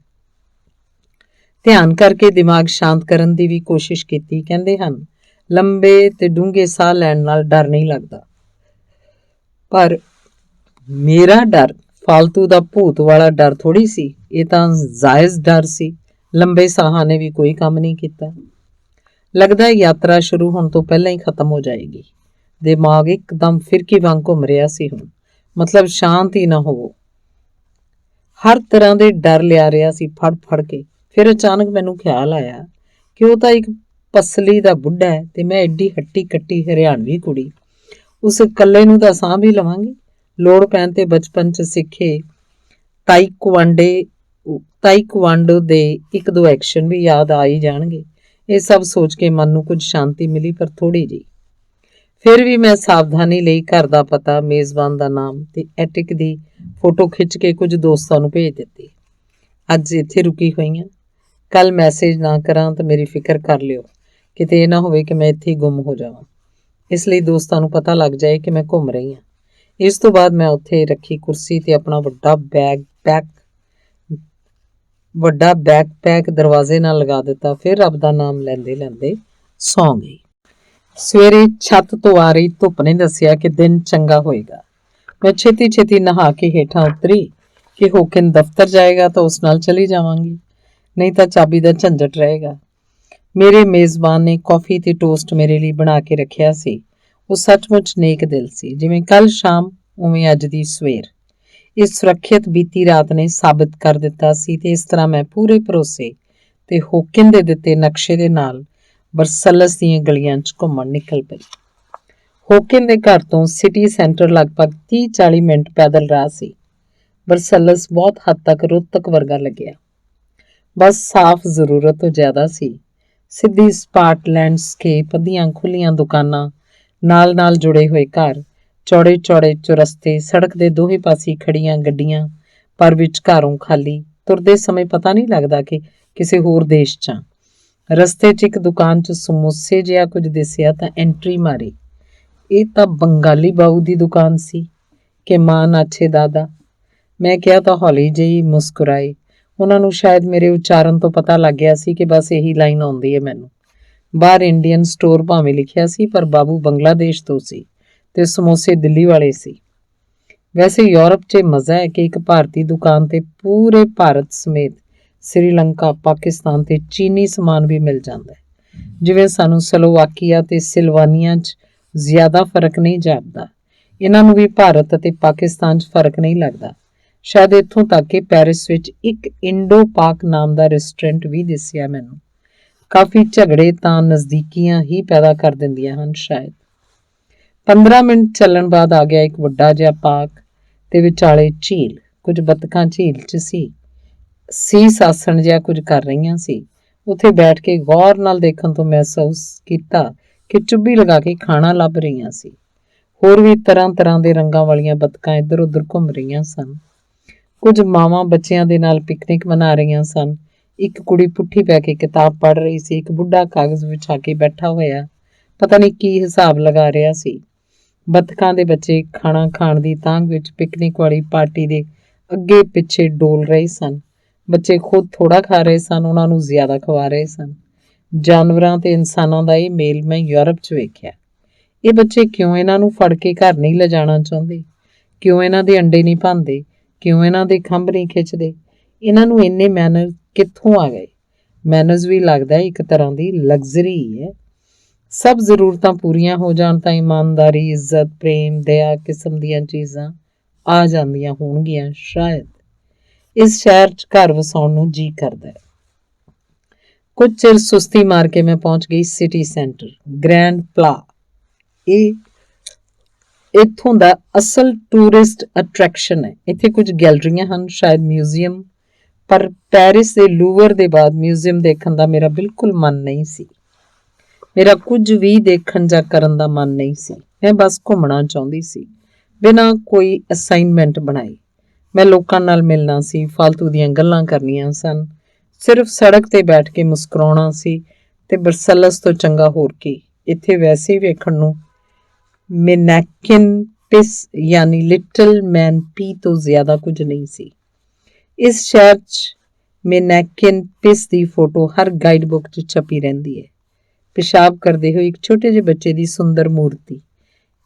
ਇੰਨਾ ਖਾਸ ਕੀ ਸੀ ਉਸ ਵਿੱਚ? ਹਰ ਜਗ੍ਹਾ ਉਹਦੀ ਫੋਟੋ, ਸੋਵੀਨੀਅਰ ਵਿੱਚ ਉਸੇ ਦੇ ਛੱਲੇ, ਪੋਸਟ ਕਾਰਡ 'ਚ ਉਸੇ ਦੀ ਤਸਵੀਰ। ਖੈਰ, ਗ੍ਰੈਂਡ ਪਲਾ ਦੇ ਕੋਲ ਹੀ ਸੀ ਤਾਂ ਜਿੱਥੇ ਸਭ ਤੋਂ ਜ਼ਿਆਦਾ ਭੀੜ ਜਾ ਰਹੀ ਸੀ ਉਸ ਪਿੱਛੇ ਮੈਂ ਵੀ ਚੱਲ ਪਈ। ਸਾਰੀ ਭੀੜ ਇੱਕ ਜਗ੍ਹਾ ਇਕੱਠੀ ਹੋ ਗਈ ਤੇ ਟੂਰਿਸਟ ਗਾਈਡ ਜ਼ੋਰ ਨਾਲ ਬੋਲਣ ਲੱਗੇ। ਪਰ ਇੱਥੇ ਕੀ ਹੈ? ਬਹੁਤ ਸਾਰੀ ਭੀੜ, ਉਹ ਵੀ ਦੁਕਾਨਾਂ ਤੋਂ ਬਿਨਾਂ। ਮੈਂ ਚਾਰੇ ਪਾਸੇ ਦੇਖਿਆ, ਫਿਰ ਇੱਧਰ ਜਿੱਥੇ ਸਾਰੇ ਵੇਖ ਰਹੇ ਸੀ ਇੱਕ ਖੂੰਜੇ 'ਚ ਬਹੁਤ ਸਾਰੇ ਗੁਲਦਸਤੇ ਰੱਖੇ ਸੀ। ਇੱਕ ਵੱਡਾ ਜਿਹਾ ਪੱਥਰ ਦਾ ਸਟੇਜ ਸੀ, ਉਹਦੇ ਵਿਚਾਲੇ ਇੱਕ 1.5 ਫੁੱਟ ਦੀ ਇੱਕ ਛੋਟੇ ਖਿਡੌਣੇ ਜਿਹੀ ਕਾਂਸੀ ਦੀ ਕਾਲੇ ਰੰਗ ਦੀ ਮੂਰਤੀ ਸੀ। ਨੇੜੇ ਤੋਂ ਦੇਖਣ ਤੋਂ ਪਤਾ ਲੱਗਦਾ ਸੀ ਕਿ ਉਹ ਪਿਸ਼ਾਬ ਕਰ ਰਿਹਾ ਹੈ। ਸ਼ਾਇਦ ਇਹ ਦੁਨੀਆ ਦਾ ਸਭ ਤੋਂ ਫਲॉप ਟੂਰਿਸਟ ਅਟਰੈਕਸ਼ਨ ਹੋਏਗਾ। ਸ਼ਾਇਦ ਇਹਦਾ ਆਕਰਸ਼ਣ ਵੀ ਇਹੀ ਸੀ। ਲੋਕ ਇੱਥੇ ਦੇਖਣ ਆ ਰਹੇ ਸਨ। ਇਹਨੂੰ ਦੇਖਣ ਕਿਉਂ ਆਉਂਦੇ ਹਨ? ਬਰਸਲਸ ਬੈਲਜੀਅਮ ਦੀ ਰਾਜਧਾਨੀ ਹੋਣ ਜਾਂ ਯੂਰਪੀਅਨ ਯੂਨੀਅਨ ਦੀ ਰਾਜਧਾਨੀ ਹੋਣ ਦੇ ਲਈ ਇੰਨਾ ਮਸ਼ਹੂਰ ਨਹੀਂ ਜਿੰਨਾ ਕਿ ਚਾਕਲੇਟ ਤੇ ਬੀਅਰ ਦੇ ਲਈ। ਗ੍ਰੈਂਡ ਪਲਾ ਤੋਂ ਮਿਲੀਆਂ ਦਰਜਨਾਂ ਗਲੀਆਂ ਚਾਕਲੇਟਾਂ ਦੀਆਂ ਦੁਕਾਨਾਂ ਨਾਲ ਨੱਕੋ ਨੱਕ ਭਰੀਆਂ ਹੋਈਆਂ ਹਨ ਤੇ ਕੁਝ ਤਾਂ ਅਜਿਹੀਆਂ ਹਨ ਜਿਵੇਂ ਸੋਨੇ ਚਾਂਦੀ ਦੀਆਂ ਦੁਕਾਨਾਂ ਹੋਣ। ਸ਼ੀਸ਼ੇ ਦੇ ਸ਼ੋਕੇਸ 'ਚ ਰੱਖੀਆਂ ਡਿਜ਼ਾਈਨਰ ਚਾਕਲੇਟਾਂ ਤੋਲ ਦੇ ਹਿਸਾਬ ਨਾਲ ਮਿਲਦੀਆਂ। ਸੈਂਕੜਿਆਂ ਫਲੇਵਰਾਂ ਦੀਆਂ ਚਾਕਲੇਟਾਂ, ਚਾਕਲੇਟ ਦੇ ਫਾਊਂਟੇਨ, ਉਸੇ ਦੇ ਦਰਖਤ ਤੇ ਕੁਝ ਦੁਕਾਨਾਂ 'ਚ ਉਸੇ ਦੀਆਂ ਕੰਧਾਂ ਤੇ ਖਿੜਕੀਆਂ ਵੀ। ਤੇ ਜਦੋਂ ਮਿੱਠੇ ਤੋਂ ਜੀ ਭਰ ਜਾਏ ਤਾਂ ਦੁਨੀਆ ਦੀ ਸਭ ਤੋਂ ਬਿਹਤਰੀਨ ਫ੍ਰਿਟਸ ਫਿੰਗਰ ਚਿਪਸ, ਜੋ ਇੱਕ ਤਰ੍ਹਾਂ ਦਾ ਰਾਸ਼ਟਰੀ ਪਕਵਾਨ ਹੈ। ਫਰਾਂਸ ਤੇ ਬੈਲਜੀਅਮ ਦਾ ਪੁਰਾਣਾ ਝਗੜਾ ਹੈ। ਇਹਨੂੰ ਪਹਿਲਾਂ ਕਿਸ ਨੇ ਬਣਾਇਆ? ਖੈਰ, ਮਿੱਠੇ ਤੇ ਨਮਕੀਨ ਦੋਵਾਂ ਨੂੰ ਗਲੇ ਤੋਂ ਹੇਠਾਂ ਉਤਾਰਨ ਲਈ ਹੈ ਬੀਅਰ। ਇੱਥੇ ਇੱਕ ਬੜਾ ਹੀ ਮਸ਼ਹੂਰ ਡੈਲੀਰੀਅਮ ਕੈਫੇ ਹੈ ਜੋ ਗ੍ਰੈਂਡ ਪਲਾ ਦੇ ਕੋਲ ਇੱਕ ਭੀੜੀ ਜਿਹੀ ਗਲੀ 'ਚ ਹੈ। ਨਾਮ ਹੈ ਕੈਫੇ, ਪਰ ਇੱਥੇ ਮਿਲਦੀ ਹੈ ਬੀਅਰ, ਤੇ ਉਹ ਵੀ 2000 ਤੋਂ ਜ਼ਿਆਦਾ ਕਿਸਮਾਂ ਦੀ। ਖਾਸ ਗੱਲ ਇਹ ਹੈ ਕਿ ਹਰ ਬੀਅਰ ਦਾ ਆਪਣਾ ਹੀ ਗਿਲਾਸ ਹੈ। ਜਿਸ ਨੂੰ ਗਿਆਨ ਹੈ ਉਹ ਗਿਲਾਸ ਦੇਖ ਕੇ ਦੱਸ ਸਕਦਾ ਹੈ ਕਿ ਕਿਹੜੀ ਬੀਅਰ ਹੈ। ਸਭ ਤਰ੍ਹਾਂ ਦਾ ਗਿਆਨ ਹੁੰਦਾ ਹੈ ਦੁਨੀਆ 'ਚ। ਮੇਰਾ ਗਿਆਨ ਤੇਰੇ ਗਿਆਨ ਤੋਂ ਵੱਡਾ ਹੈ। ਇਹ ਬਹਿਸ ਤਾਂ ਬਾਕੀ ਚੱਲਦੀ ਹੀ ਰਹੇਗੀ। ਚਾਕਲੇਟ ਤੇ ਬੀਅਰ ਨੇ ਆਪਣੇ ਘਾਤਕ ਮੇਲ ਦਾ ਅਸਰ ਦਿਖਾਉਣਾ ਸ਼ੁਰੂ ਕਰ ਦਿੱਤਾ ਸੀ। ਹੁਣ ਮੈਂ ਗੁਣਗੁਣਾਉਂਦੇ ਮੁਸਕਰਾਉਂਦੇ ਹੋਏ ਨਵੇਂ ਸ਼ਹਿਰ 'ਚ ਦੋਸਤੀ ਵਧਾ ਰਹੀ ਸੀ। ਗ੍ਰੈਂਡ ਪਲਾ ਤੋਂ ਚਲਦੇ ਪਹੁੰਚ ਕੇ ਸੇਂਟ ਮਾਈਕਲ ਕੈਥੀਡ੍ਰਲ ਤੇ ਮੈਨੂੰ ਕੁਝ ਆਪਣਾ ਜਿਹਾ ਸੁਣਾਈ ਦਿੱਤਾ। ਮੈਨੂੰ ਹਰਿਆਣਵੀ ਸੁਣਾਈ ਦਿੱਤੀ, ਉਹ ਵੀ ਠੇਠ ਰੋਹਤਕ ਵਾਲੀ। ਇਸ ਦੇਸ਼ ਤਾਂ ਅੰਗਰੇਜ਼ੀ ਸੁਣਨ ਨੂੰ ਵੀ ਨਹੀਂ ਮਿਲਦੀ। ਉੱਥੇ ਹਰਿਆਣਵੀ ਜ਼ਰੂਰ ਮੇਰਾ ਵਹਿਮ ਹੋਏਗਾ। ਫਰਾਂਸੀਸੀ ਤੇ ਡੱਚ ਦਾ ਮੇਲ ਹਰਿਆਣਵੀ ਜਿਹਾ ਤਾਂ ਨਹੀਂ, ਪਰ ਮੈਨੂੰ ਤਾਂ ਦੋਵੇਂ ਹੀ ਭਾਸ਼ਾਵਾਂ ਨਹੀਂ ਆਉਂਦੀਆਂ। ਬੈਲਜੀਅਮ ਦੀਆਂ 2 ਰਾਸ਼ਟਰੀ ਭਾਸ਼ਾਵਾਂ ਹਨ, ਫ੍ਰੈਂਚ ਹੇਠਲੇ ਹਿੱਸੇ 'ਚ ਬੋਲੀ ਜਾਂਦੀ ਹੈ ਤੇ ਡੱਚ ਉੱਪਰਲੇ ਹਿੱਸੇ 'ਚ। ਪਰ ਹਰਿਆਣਵੀ ਭੀੜ 'ਚੋਂ ਉਹਨਾਂ ਸ਼ਹਿਦ ਜਿਹੇ ਮਿੱਠੇ ਸ਼ਬਦਾਂ ਨੂੰ ਫੋਲੋ ਕਰਦੇ ਹੋਏ ਮੈਂ ਠੀਕ ਉਹਦੇ ਸਾਹਮਣੇ ਆ ਖੜੀ ਸੀ। ਬੇਹੱਦ ਦਿਲ ਖਿੱਚਵੀਂ ਔਰਤ ਫੋਨ ਤੇ ਰੁੱਤਕੀ ਵਿੱਚ ਬੋਲੀ ਜਾ ਰਹੀ ਸੀ। ਮੈਂ ਉਹਨੂੰ ਦੇਖ ਕੇ ਮੁਸਕਰਾਈ, ਹੱਥ ਹਿਲਾ ਕੇ ਹੈਲੋ ਬੋਲਿਆ ਤੇ ਉਹਦੇ ਨਾਲ ਬੈਠ ਗਈ। ਜਦੋਂ ਫੋਨ ਤੇ ਉਹਦੀ ਗੱਲ ਖਤਮ ਹੋਈ ਤਾਂ ਉਹਨੇ ਮੇਰੇ ਵੱਲ ਵੇਖਿਆ ਤੇ ਮੁਸਕਰਾਈ, ਫਿਰ ਬੋਲੀ, ਹੈਲੋ, ਨਮਸਤੇ, ਤੁਸੀਂ ਕਿੱਥੋਂ? ਇੰਡੀਆ ਤੋਂ। ਉਹ ਤਾਂ ਜ਼ਾਹਿਰ ਹੈ, ਪਰ ਹਰਿਆਣੇ 'ਚੋਂ ਕਿੱਥੋਂ? ਹੁਣ ਉਹ ਦੱਸਣ ਲੱਗੀ। ਮੈਂ ਪੁੱਛਿਆ, ਤੁਸੀਂ ਘੁੰਮਣ ਆਏ ਹੋ? ਫਿਰ ਉਹਨੇ ਮੇਰਾ ਹੱਥ ਫੜਿਆ ਤੇ ਬੋਲੀ, ਚੱਲ। ਉੱਥੇ 5 ਮਿੰਟ ਦੂਰ ਸੀ ਇਨਕ੍ਰੈਡਿਬਲ ਇੰਡੀਆ ਨਾਮ ਦੀ ਇੱਕ ਦੁਕਾਨ, ਜਿਹਦੇ ਸਾਹਮਣੇ ਤੋਂ ਮੈਂ ਸਵੇਰੇ ਟੱਪੀ ਸੀ। ਉਦੋਂ ਬੰਦ ਸੀ, ਸੋ ਮੈਂ ਕੱਚ ਦੇ ਪਿੱਛੇ ਅੰਦਰ ਰੱਖੇ ਬੁੱਧ ਨੂੰ ਨਮਸਤੇ ਬੋਲ ਕੇ ਅੱਗੇ ਨਿਕਲ ਗਈ। ਮੈਂ ਸੋਚਿਆ ਸੀ ਫੇਰ ਆਵਾਂਗੀ ਜਦੋਂ ਖੁੱਲ੍ਹੇਗੀ। ਹੁਣ ਅਸੀਂ ਉਸੇ ਦੁਕਾਨ ਦੇ ਅੰਦਰ ਸੀ। ਉਹਨੇ ਮੈਨੂੰ ਬੈਠਣ ਲਈ ਕਿਹਾ, ਬੋਲੀ, ਚਾਹ ਪੀਏਂਗੀ? ਨੇਕੀ ਤੇ ਉਹ ਵੀ ਪੁੱਛ ਕੇ। ਇਹ ਦੁਕਾਨ ਉਸਦੀ ਸੀ ਤੇ ਆਸੇ-ਪਾਸੇ ਦੀਆਂ ਦੁਕਾਨਾਂ ਵੀ। ਸ਼ਹਿਰ ਦਾ ਮਸ਼ਹੂਰ ਇੰਡੀਅਨ ਰੈਸਟੋਰੈਂਟ, ਨਾਲ ਹੀ ਬਹੁਤ ਕੁਝ ਹੋਰ। ਕਾਂਤਾ ਨਾਮ ਸੀ ਉਹਦਾ। ਅੱਜ ਤੋਂ 30 ਸਾਲ ਪਹਿਲਾਂ ਪਿਆਰ 'ਚ ਪਾਗਲ ਰੋਹਤਕ ਤੋਂ ਭੱਜ ਕੇ ਬਰਸਲਸ ਆਈ ਸੀ। ਫੋਨ ਵਾਲਾ ਨਹੀਂ, ਚਿੱਠੀਆਂ ਵਾਲਾ ਪਿਆਰ ਸੀ ਉਹ। ਰੋਹਤਕ ਯੂਨੀਵਰਸਿਟੀ 'ਚ ਪੜ੍ਹਨ ਆਏ ਇੱਕ ਬਲੈਕ ਮੁੰਡੇ ਨਾਲ ਪਿਆਰ 'ਚ ਪੈ ਗਈ ਸੀ। ਹਰਿਆਣੇ ਦੇ ਜਾਟ ਪਰਿਵਾਰ 'ਚ ਜੰਮੀ ਕੁੜੀ। ਘਰ ਵਾਲਿਆਂ ਨੇ ਜਿਸ ਨੂੰ ਕਾਲਜ ਵਿੱਚ ਵੀ ਪੜ੍ਹਾਉਣ ਦਾ ਅਹਿਸਾਨ ਕੀਤਾ ਹੋਵੇ, ਉਹ ਇੱਕ ਬਲੈਕ ਮੁੰਡੇ ਨਾਲ ਕਿਵੇਂ ਵਿਆਹ ਦਿੰਦੇ? ਨਾ ਕੋਈ ਫੋਨ, ਨਾ ਕੋਈ ਈਮੇਲ, ਨਾ ਵਟਸਐਪ, ਨਾ ਸਕਾਈਪ, ਨਾ ਜੀ ਟਾਕ ਤੇ ਫੇਸਬੁੱਕ, ਤੇ ਮੁਸ਼ਕਿਲ ਹੈ ਨਾ ਯਕੀਨ ਕਰਨਾ। ਉਸ ਜ਼ਮਾਨੇ 'ਚ ਵੀ ਲੋਕ ਪਿਆਰ ਕਰਦੇ ਸਨ ਤੇ ਸਿਰਫ ਕਰਦੇ ਹੀ ਨਹੀਂ, ਨਿਭਾਉਂਦੇ ਵੀ ਸਨ। ਸ਼ਾਇਦ ਜ਼ਿਆਦਾ ਹੀ ਆਸਾਨੀ ਨਾਲ ਨਿਭਾਉਂਦੇ ਹੋਣਗੇ। ਰੋਜ਼-ਰੋਜ਼, ਮਿੰਟ-ਮਿੰਟ ਦੀ ਕਿਟ-ਕਿਟ ਜੋ ਨਹੀਂ ਹੁੰਦੀ ਹੋਏਗੀ। ਮਹੀਨੇ 'ਚ ਇੱਕ ਵਾਰ ਚਿੱਠੀ ਲਿਖੀ, ਆਪਣੇ ਦਿਲ ਦਾ ਹਾਲ ਦੱਸਿਆ, ਜ਼ਰੂਰਤ ਦੀ ਗੱਲ ਲਿਖੀ। ਇਹ ਥੋੜ੍ਹੀ ਪੁੱਛਦੇ ਹੋਣਗੇ, ਬੇਬੀ ਡਿਨਰ 'ਚ ਕੀ ਖਾਧਾ? ਬੇਬੀ ਰਾਤ ਨੂੰ ਇਕੱਲੇ ਬਾਹਰ ਨਾ ਨਿਕਲੀ? ਬੇਬੀ ਕੀ ਪਾਇਆ? ਫੋਟੋ ਭੇਜੋ। ਇੰਨਾ ਛੋਟਾ ਟੌਪ ਕਿਉਂ ਪਹਿਨਿਆ ਹੈ? ਮੈਂ ਨਹੀਂ ਆ ਤਾਂ ਕਿਸ ਨੂੰ ਦਿਖਾਏਂਗੀ? ਤੇ ਅਜੇ ਜਾਣ ਪਛਾਣੀ ਹੋ ਰਹੀ ਸੀ ਕਿ ਹੋ ਗਿਆ ਬ੍ਰੇਕਅਪ। ਚਿੱਠੀ ਵਿੱਚ ਤਾਂ ਹੌਲੀ-ਹੌਲੀ ਜਵਾਨ ਹੁੰਦਾ ਹੋਇਆ ਪਿਆਰ ਸ਼ਾਇਦ ਦੂਰੀ ਰਹਿੰਦਿਆਂ ਜ਼ਿਆਦਾ ਪੱਕਾ ਹੁੰਦਾ ਹੋਏਗਾ। ਪਤਾ ਨਹੀਂ, ਉਵੇਂ ਮੇਰੇ ਤੋਂ ਤਾਂ ਕਦੇ ਲੰਬੀ ਦੂਰ ਦਾ ਨਿਭਾਇਆ ਨਹੀਂ ਗਿਆ। ਦੂਰੀ ਵਿੱਚ ਤਾਂ ਅਸੀਂ ਆਪਣਾ ਸਿਰਫ ਬੈਸਟ ਫੁੱਟ ਫਾਰਵਰਡ ਕਰਦੇ ਹਾਂ। ਸਭ ਚੰਗਾ ਹੀ ਚੰਗਾ। ਅਸਲੀ ਗੱਲ ਤਾਂ ਨਾਲ ਰਹਿ ਕੇ ਹੀ ਪਤਾ ਲੱਗਦੀ ਹੈ। ਛੋਟੀਆਂ-ਛੋਟੀਆਂ ਗੱਲਾਂ ਵੀ ਖਿਝ ਪੈਦਾ ਕਰ ਸਕਦੀਆਂ ਹਨ। ਸਵੇਰੇ ਦੁੱਧ ਵਾਲੇ ਤੋਂ ਦੁੱਧ ਕੌਣ ਲਏਗਾ ਤੋਂ ਲੈ ਕੇ ਬੈੱਡ ਸ਼ੀਟ ਹਰ ਹਫ਼ਤੇ ਕੌਣ ਬਦਲੇਗਾ ਤੱਕ। ਇਸ ਲਈ ਮੈਂ ਲਿਵ ਇਨ ਦੀ ਵੱਡੀ ਸਮਰਥਕ ਹਾਂ। ਸਹੀ ਮਿਜਾਜ਼ ਜਾਂ ਜਨਾਬ ਦੇ ਨਾਲ ਰਹਿ ਕੇ ਪਤਾ ਚੱਲਦੇ ਹਨ। ਬਾਕੀ ਕਾਫੀ ਹੱਦ ਤੱਕ ਛਲਾਵਾ ਹੋ ਸਕਦਾ ਹੈ। ਖੈਰ ਇਹ ਵੀ ਨਹੀਂ ਕਿ ਨਾਲ ਰਹਿ ਕੇ ਕੋਈ ਰਿਸ਼ਤਾ ਡੂੰਘਾ ਹੁੰਦਾ ਹੈ।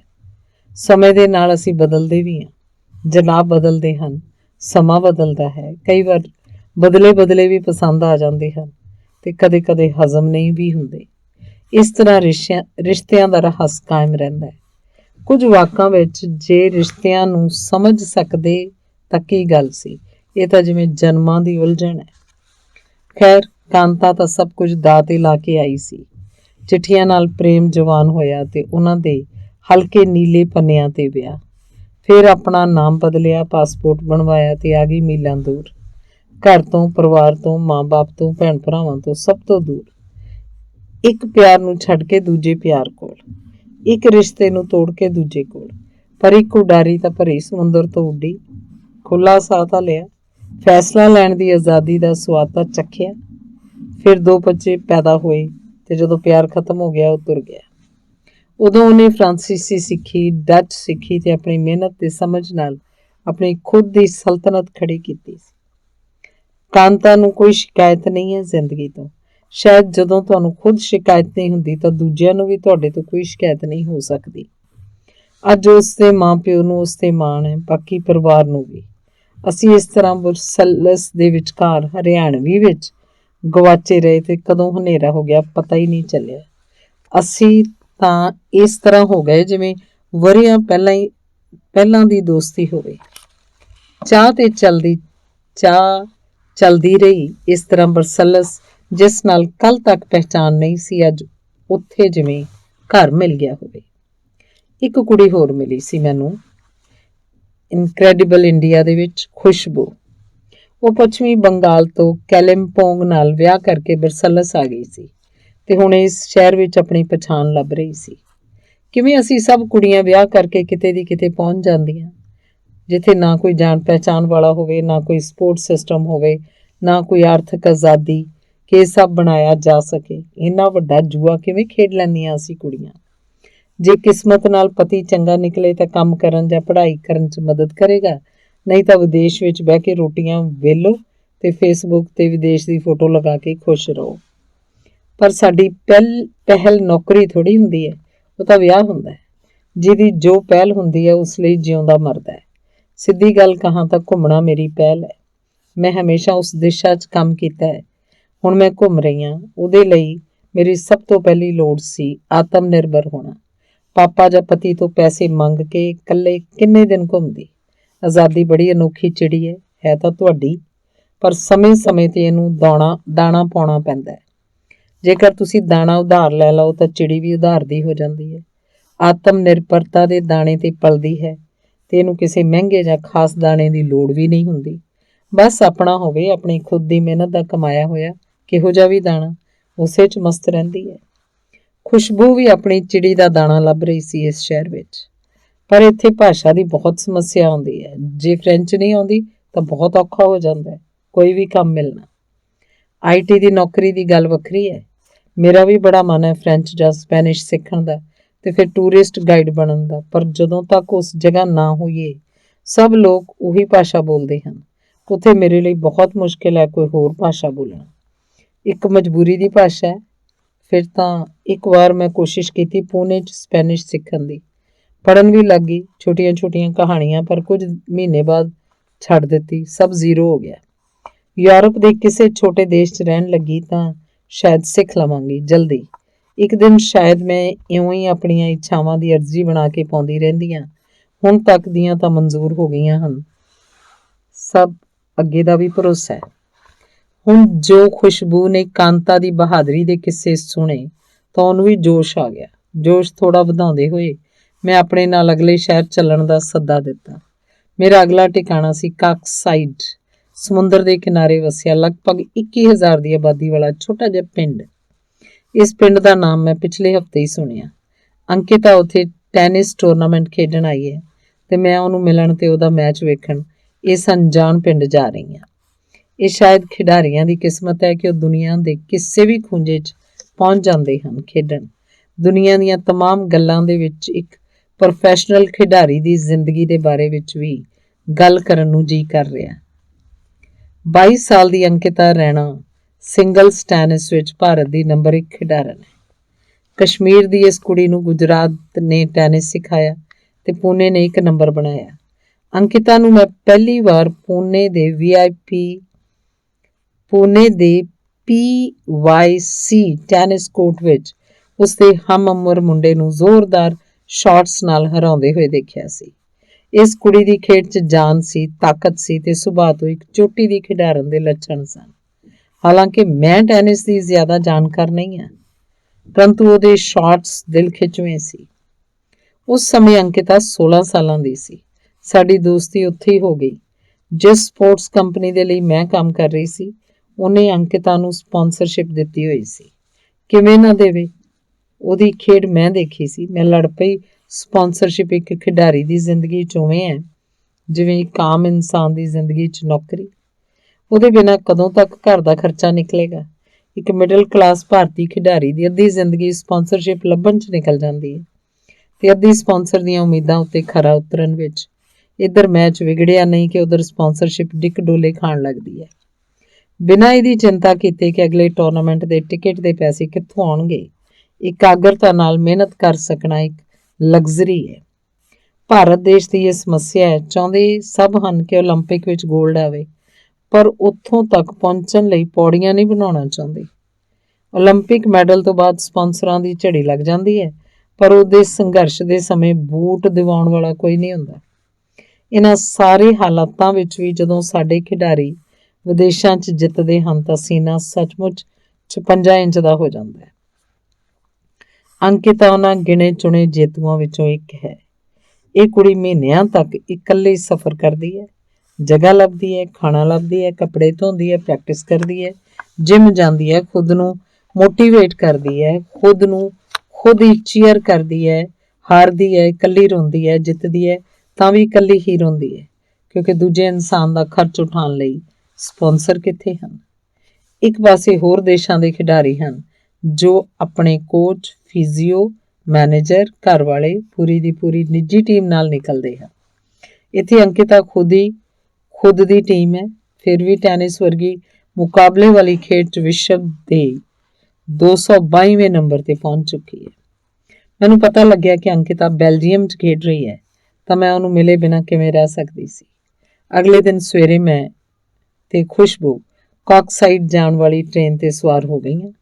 ਖੁਸ਼ਬੂ ਦਾ ਇਹ ਖੁਦ ਨਾਲ ਇੱਕਦਮ ਅਚਾਨਕ ਤੈਅ ਹੋਇਆ ਪਹਿਲਾ ਟ੍ਰਿਪ ਸੀ। ਪੂਰੇ ਰਸਤੇ ਫੋਟੋਆਂ ਖਿੱਚਦੀ, ਕਲਿੰਪੋਂਗ ਦੇ ਕਿੱਸੇ ਸੁਣਾਉਂਦੀ, ਅੱਗੇ ਆਪਣੇ ਪੈਰਾਂ ਤੇ ਖੜੇ ਹੋਣ ਦੀ ਯੋਜਨਾ ਬਣਾਉਂਦੀ ਖੁਸ਼ਬੂ ਅੱਜ ਬੇਹੱਦ ਖੁਸ਼ ਲੱਗ ਰਹੀ ਸੀ। ਸਮੁੰਦਰ ਕਿਨਾਰੇ ਵਿਛੀ ਪਟੜੀ ਉੱਤੇ ਤੁਰਦੀ ਟ੍ਰੇਨ ਸਾਨੂੰ ਲੈ ਗਈ ਕਾਕਸਾਈਡ, ਜਿੱਥੇ ਅੰਕਿਤ ਅੱਖਾਂ ਵਿਛਾਈ ਬੈਠੀ ਸੀ। ਹਫ਼ਤੇ ਤੋਂ ਕੱਲੀ ਟੂਰਨਾਮੈਂਟ 'ਚ ਘੁੰਮਦੀ ਅੰਕਿਤਾ ਨੂੰ ਜਦੋਂ ਸਾਡੇ ਚਿਹਰੇ ਦਿਸੇ ਤਾਂ ਗਲੇ ਲੱਗ ਗਈ। ਅਸੀਂ ਦੋਨੋਂ ਰੋ ਪਏ। ਦੀਦੀ ਤੁਸੀਂ ਕੱਲ੍ਹ ਜਾਓਗੇ ਤਾਂ ਨਹੀਂ ਨਾ? ਉਹਦਾ ਪਹਿਲਾ ਤੇ ਸਭ ਤੋਂ ਡਰਾਉਣਾ ਸਵਾਲ ਸੀ। ਮੈਂ ਤਾਂ ਜਾਣਾ ਹੀ ਸੀ, ਕਿਵੇਂ ਮੈਂ ਉਹਨੂੰ ਹੁਣ ਸੱਚ ਬੋਲਾਂ? ਫਿਰ ਵੀ ਕਹਿ ਤਾਂ ਨਹੀਂ ਜਾਵਾਂਗੀ। ਬਾਬਾ ਤੁਸੀਂ ਆਪਣਾ ਹੀ ਮੈਚ 'ਤੇ ਧਿਆਨ ਦਿਓ। ਅੰਕਿਤਾ ਸਾਨੂੰ ਆਪਣੇ ਹੋਸਟਲ ਲੈ ਗਈ, ਜਿੱਥੇ ਉਹ ਹੋਰ ਖਿਡਾਰੀਆਂ ਨਾਲ ਰੁਕੀ ਹੋਈ ਸੀ। ਸਭ ਨਾਲ ਮੈਨੂੰ ਇਉਂ ਮਿਲਾ ਰਹੀ ਸੀ ਜਿਵੇਂ ਕਹਿ ਰਹੀ ਹੋਵੇ, ਦੇਖੋ ਮੇਰੀ ਦੀਦੀ ਮੇਰੇ ਨਾਲ ਆਈ ਹੈ। ਕੀ ਕਰਾਂ, ਰੁਕ ਜਾਵਾਂ? ਟੂਰਨਾਮੈਂਟ ਤਾਂ ਲੰਬਾ ਚੱਲੇਗਾ ਤੇ ਮੇਰਾ ਸਫ਼ਰ ਵੀ ਤਾਂ ਲੰਬਾ ਹੈ। ਬਹੁਤ ਘੱਟ ਚੀਜ਼ਾਂ ਮੈਨੂੰ ਬੇਮਤਲਬ ਭਾਵੁਕ ਕਰਦੀਆਂ ਹਨ। ਇੱਕ ਉਹਨਾਂ ਕੁਝ ਘੱਟ ਚੀਜ਼ਾਂ ਵਿੱਚੋਂ ਸੀ। ਕੱਲ੍ਹ ਦੀ ਕੱਲ੍ਹ ਦੇਖਾਂਗੇ। ਸ਼ਾਮ ਨੂੰ ਅੰਕਿਤਾ ਨੂੰ ਪ੍ਰੈਕਟਿਸ ਦੇ ਲਈ ਕੋਰਟ ਜਾਣਾ ਹੈ। ਮੈਲੇ ਕੱਪੜਿਆਂ ਦਾ ਢੇਰ ਵੀ ਲੱਗਿਆ। ਮੈਂ ਉਹਦੇ ਕੱਪੜੇ ਲੈ ਕੇ ਕਮਿਊਨਿਟੀ ਵਾਸ਼ਿੰਗ ਰੂਮ ਲੱਭਦੀ ਹਾਂ। ਖੁਸ਼ਬੂ ਤੇ ਅੰਕਿਤਾ ਕੋਰਟ ਚਲੇ ਜਾਂਦੇ ਹਨ। ਮੈਂ ਮਸ਼ੀਨ 'ਚ ਕੱਪੜੇ ਪਾ ਕੇ ਸੋਚਦੀ ਹਾਂ, ਕਿੰਨਾ ਸੰਤੁਸ਼ਟੀ ਦੇਣ ਵਾਲਾ ਕੰਮ ਹੈ। ਆਪਣੇ ਦੇਸ਼ ਦੇ ਖਿਡਾਰੀਆਂ ਦੇ ਕੁਝ ਕੰਮ ਆ ਜਾਵਾਂ, ਇੱਕਦਮ ਛੋਟਾ ਜਿਹਾ ਕੰਮ ਵੀ, ਸ਼ਾਇਦ ਮੇਰੇ ਲਈ ਵੱਡੇ ਇਨਾਮਾਂ ਤੋਂ ਵੀ ਵੱਡਾ ਹੈ। ਵਾਸ਼ਿੰਗ ਰੂਮ 'ਚ ਇਕੱਲੀ ਬੈਠੀ ਹਾਂ। ਅੱਧਾ ਘੰਟਾ ਧੋਣ ਦਾ, ਅੱਧਾ ਘੰਟਾ ਸੁੱਕਣ ਦਾ ਬਹੁਤ ਸਮਾਂ ਹੈ ਮੇਰੇ ਕੋਲ, ਆਪਣੇ ਖਿਆਲਾਂ 'ਚ ਡੁੱਬ ਜਾਣ ਦਾ। ਮੈਨੂੰ ਇੱਕ ਇੱਕ ਕਰਕੇ ਆਪਣੇ ਖਿਡਾਰੀ ਯਾਦ ਆਉਂਦੇ ਹਨ। ਹਰੀਓਮ ਮੇਰਾ ਸਭ ਤੋਂ ਮਨਪਸੰਦ ਰਾਈਫਲ ਸ਼ੂਟਰ 10ਵੀਂ ਪਾਸ ਕਰਕੇ ਸਿੱਧਾ ਫੌਜ 'ਚ ਭਰਤੀ ਹੋਇਆ। ਪ੍ਰਮੋਸ਼ਨ ਦੇ ਲਈ ਸ਼ੂਟਿੰਗ ਖੇਡਾਂ ਵਿੱਚ ਹਿੱਸਾ ਲਿਆ ਤੇ ਪਹਿਲੇ ਇੰਟਰਨੈਸ਼ਨਲ ਟੂਰਨਾਮੈਂਟ 'ਚ ਓਲੰਪਿਕ ਕੋਟਾ ਜਿੱਤ ਲਿਆ। ਉਹਦਾ ਸੁਪਨਾ ਸੀ ਕਿ ਪਿੰਡ ਵਿੱਚ ਸੂਟ ਬੂਟ ਪਹਿਨ ਕੇ ਜਾਵੇ ਤੇ ਆਪਣੀ ਵਧੀਆ ਗੱਡੀ ਖਰੀਦੇ। ਰਾਈਫਲ ਖਰੀਦਣ ਦੇ ਪੈਸੇ ਨਹੀਂ ਸਨ, ਨਾ ਹੀ ਗੋਲੀਆਂ ਦੇ। ਕਮਰ ਵਿੱਚ ਸੱਟ ਲੱਗੀ ਤਾਂ ਡਾਇਗਨੋਸ ਕਰਵਾਉਣ ਦੇ ਪੈਸੇ ਨਹੀਂ ਸੀ, ਪਰ ਜਜ਼ਬੇ ਇਹੋ ਜਿਹੇ, ਹਿੰਮਤ ਇਹੋ ਜਿਹੀ ਕਿ ਦੁਨੀਆ ਜਿੱਤ ਲਵੇ। ਮੀਨਾ ਰਘੂਵੰਸ਼ੀ ਹਿਮਾਚਲ ਦੇ ਇੱਕ ਪਿੰਡ ਤੋਂ ਆਈ, ਰਾਈਫਲ ਸ਼ੂਟਰ, ਇੰਨੀ ਮਿਹਨਤੀ ਕਿ ਦੇਖਣ ਵਾਲੇ ਨੂੰ ਪਸੀਨਾ ਆ ਜਾਏ। ਗੋਲੀਆਂ ਦੇ ਪੈਸੇ ਹੁੰਦੇ ਤਾਂ ਠੀਕ, ਨਹੀਂ ਘੰਟਿਆਂ ਬੱਧੀ ਪ੍ਰੋਨ ਪੋਜੀਸ਼ਨ 'ਚ ਡਰਾਈ ਸ਼ੂਟ ਕਰਦੀ ਰਹਿੰਦੀ ਤੇ ਸਪਾਂਸਰ ਮਿਲੇ ਵੀ ਤਾਂ ਇਹੋ ਜਿਹੇ ਕਿ ਮੈਡਲ ਨਹੀਂ ਤਾਂ ਪੈਸੇ ਨਹੀਂ। ਉਹ ਯਾਰ ਥੋੜ੍ਹੀਆਂ ਤਾਂ ਅੱਖਾਂ ਖੋਲ੍ਹੋ, ਕੁਛ ਤਾਂ ਸ਼ਰਮ ਕਰੋ। ਪੈਸਿਆਂ ਤੋਂ ਮੈਡਲ ਆਉਂਦੇ ਹੁੰਦੇ ਤਾਂ ਸਿਰਫ ਟਾਟਾ ਅੰਬਾਨੀ ਹੀ ਲੈ ਜਾਂਦੇ, ਸਾਨੂੰ ਕੌਣ ਪੁੱਛਦਾ। ਸਲਮਾਨ ਸ਼ੇਖ ਪੂਨੇ 'ਚ ਨਾਈ ਦਾ ਬੇਟਾ ਤੇ ਮਹਾਰਾਸ਼ਟਰ ਵਿੱਚ ਨੰਬਰ 1 ਬਾਕਸਰ। ਜਦੋਂ ਪਹਿਲੀ ਵਾਰ ਬਸਤੀ ਦੇ ਰੰਗ 'ਚ ਉਹਨੂੰ ਪ੍ਰੈਕਟਿਸ ਕਰਦੇ ਵੇਖਿਆ ਤਾਂ ਕਸਮ ਨਾਲ ਰੌਂਗਟੇ ਖੜੇ ਹੋ ਗਏ ਸੀ। ਇਹ ਕਮਜ਼ੋਰ ਜਿਹਾ ਇੱਕ ਪਸਲੀ ਵਾਲਾ ਮੁੰਡਾ ਵੱਡਿਆਂ ਨੂੰ ਨੌਕਆਊਟ ਕਰ ਰਿਹਾ ਸੀ। ਸਪਾਂਸਰਸ਼ਿਪ ਤਾਂ ਪ੍ਰੋਮਿਸ ਨਹੀਂ ਕਰ ਸਕਦੀ, ਪਰ ਘਰ ਤੋਂ ਆਇਆ ਘਿਓ ਦਾ ਡੱਬਾ ਜ਼ਰੂਰ ਉਹਨੂੰ ਫੜਾ ਦਿੱਤਾ। ਫਿਰ ਉਹ ਲਿਆਇਆ ਨੈਸ਼ਨਲ ਖੇਡਾਂ 'ਚ ਮੈਡਲ। ਹਰ ਸਾਲ ਪੂਨੇ ਵਿੱਚ ਉਹਦਾ ਈਦ 'ਤੇ ਬਿਰਿਆਨੀ ਤੇ ਸੇਵੀਆਂ ਲੈ ਕੇ ਘਰ ਆਉਣਾ, ਦੀਦੀ ਨੂੰ ਲੈ ਕੇ ਈਦੀ ਲੈ ਕੇ ਜਾਣਾ, ਇਹ ਸਭ ਦਾ ਬਾਰ-ਬਾਰ ਪੂਨੇ ਬੁਲਾਉਂਦਾ ਹੈ। ਤੇ ਉਹ ਰਤਨਾਗਿਰੀ ਦਾ ਪਹਿਲਵਾਨ, ਕੀ ਨਾਮ ਸੀ ਉਹਦਾ, ਤੇ ਉਹ ਭਿਵਾਨੀ ਦੀ ਬਾਕਸਰ ਸੁਮਨ। ਸੁੱਕ ਗਏ ਸ਼ਾਇਦ ਕੱਪੜੇ, ਪੀ ਦੀ ਆਵਾਜ਼ ਆਉਂਦੀ ਹੈ। ਚਲੋ ਹੁਣ ਜ਼ਰਾ ਕੋਰਟ ਚੱਲ ਕੇ ਟੈਨਿਸ ਮੈਚ ਲਾਇਆ ਜਾਵੇ। ਟੂਰਨਾਮੈਂਟ ਵਿੱਚ ਦੂਰ ਦੂਰ ਦੇਸ਼ਾਂ ਤੋਂ ਆਏ ਟੈਨਿਸ ਖਿਡਾਰੀ ਇੱਧਰ ਉੱਧਰ ਘੁੰਮ ਰਹੇ ਸਨ। ਮਿਹਨਤ ਨਾਲ ਤਰਾਸ਼ੇ ਹੋਏ ਗੁੰਦਵੇਂ ਸਰੀਰ, ਸਰਲ ਬੇਬਾਕ ਹਾਸਾ ਤੇ ਦੁਨੀਆ ਭਰ ਦੀ ਦੁਨੀਆਦਾਰੀ ਤੋਂ ਪਰੇ ਰਹਿਣ ਵਾਲੇ ਖਿਡਾਰੀ।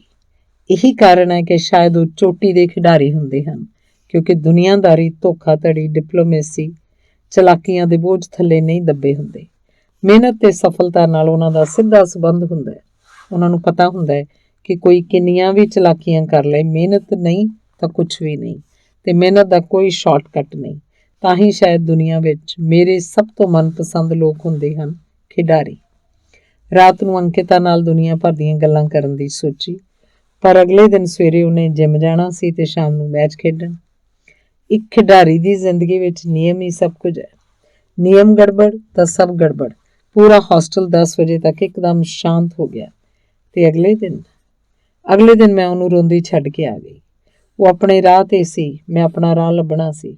ਚੰਗਾ ਹੋਇਆ ਮੈਚ ਜਿੱਤ ਗਈ, ਨਹੀਂ ਮੈਂ ਖੁਦ ਨੂੰ ਕਿਵੇਂ ਸਮਝਾਉਂਦੀ। ਵਾਪਸ ਬ੍ਰਸਲਸ ਆਈ ਤਾਂ ਖੁਸ਼ਬੂ ਨੇ ਮੈਨੂੰ ਆਪਣੇ ਘਰ ਰੁਕਣ ਲਈ ਕਿਹਾ। ਚਾਹ ਦੇ ਦਰਜਨਾਂ ਕੱਪ ਤੇ ਸਾਡੇ ਦੁਨੀਆ ਜਹਾਨ ਦੀ ਗੱਲਬਾਤ। ਮੈਂ ਆਪਣੀਆਂ ਫੋਟੋਆਂ ਪੈਨ ਡਰਾਈਵ 'ਚ ਪਾਈਆਂ, ਕੱਪੜੇ ਧੋਤੇ, ਸੁਕਾਏ ਤੇ ਤਹਿ ਲਗਾਏ।